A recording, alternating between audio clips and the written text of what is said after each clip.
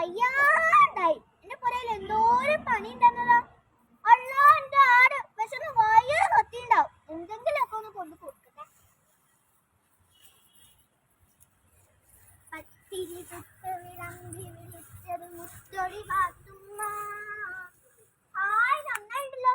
ഇതന്നെ കൂട്ടാൻ വയ്ക്കല്. പത്തിരി ചുട്ട് വിളമ്പി വിളിച്ചത് മുത്തൊടി പാത്തുമ്മ.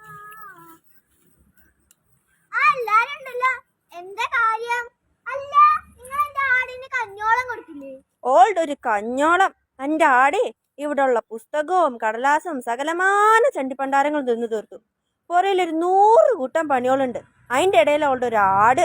നിങ്ങളിപ്പോ എന്ത് വേണേലും പറഞ്ഞോളി, എന്റെ ആടൊന്ന് പെറ്റോട്ടെ. അപ്പൊ നിങ്ങൾ എല്ലാരും എന്റെ പുറകെ വരും. അപ്പൊ ഞാൻ കാണിച്ചു. പിന്നെ പാത്തുമ്മ, എന്റെ ആട് പെറുമ്പഴേ ഈ സുബൈദാനെ മറക്കല്ലേട്ടോ. ഈ സുബൈദാക്ക് ഇത്തിരി പാല് തരണേ. തരുന്നുണ്ട് തരുന്നുണ്ട്, നല്ല അടി വെച്ച് തരുന്നുണ്ട്. ആദ്യം എന്റെ ആടിനെ കുറ്റം വന്നിട്ട് ഇപ്പൊ നിനക്ക് അതിന്റെ പാല് വേണോ അല്ലേ?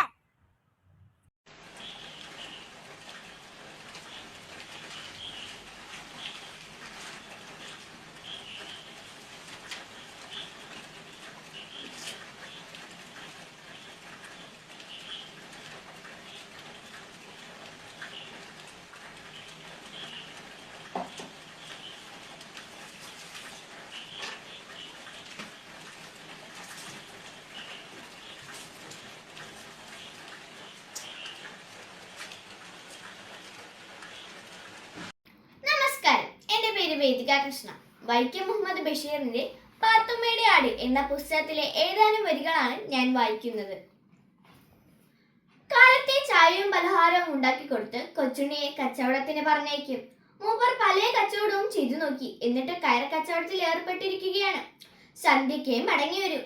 കൊച്ചുണ്ണി പോയി കഴിഞ്ഞാൽ പാത്രങ്ങളെല്ലാം കഴുകി കമഴ്ത്തി വെച്ചിട്ട് തന്റെ കൊച്ചുമകൾ ഖദീജയുമായി പാത്തുമ്മ നേരെ ചൊവ്വേ വീട്ടിലേക്ക് വരും. വരുന്നത് ഒരു സ്റ്റൈലിലാണ്. വാലു പോലെ പിറകിൽ ഖദീജ.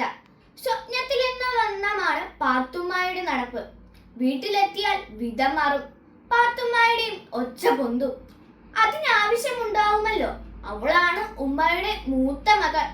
അതുകൊണ്ട് വീട്ടിൽ ലേശം അധികാരമൊക്കെ കൂടുതലുണ്ടാകുമല്ലോ. പാത്തുമ്മ വന്നു കയറിയപ്പോൾ ഞാൻ ശകലം ശ്രദ്ധിച്ചു.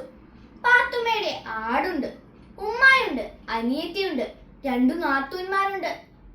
എന്താണ് ഉണ്ടാവുക? പാത്തുമ്മ അകത്ത് കടന്ന് അനിയത്തിയോടും ഉമ്മായോടും നാത്തൂന്മാരോടുമായി ഒരൽപ്പം അധികാരത്തോടെ ചോദിച്ചു, വല്ലവരും എന്റെ ആടിന് കഞ്ഞോളം കൊടുത്തോ? ഉമ്മ പറഞ്ഞു, 100 കൂട്ടം പണിയുണ്ട്, നിന്റെ ഒരാട്. പാത്തുമ്മ നാത്തൂന്മാരോട് എന്തൊക്കെയോ ചോദിച്ചു. അനിയത്തിയെ അല്പം ശ്വാസിച്ചു. എനിക്ക് നിന്നെ നന്നായിട്ട് അറിയാമെടി.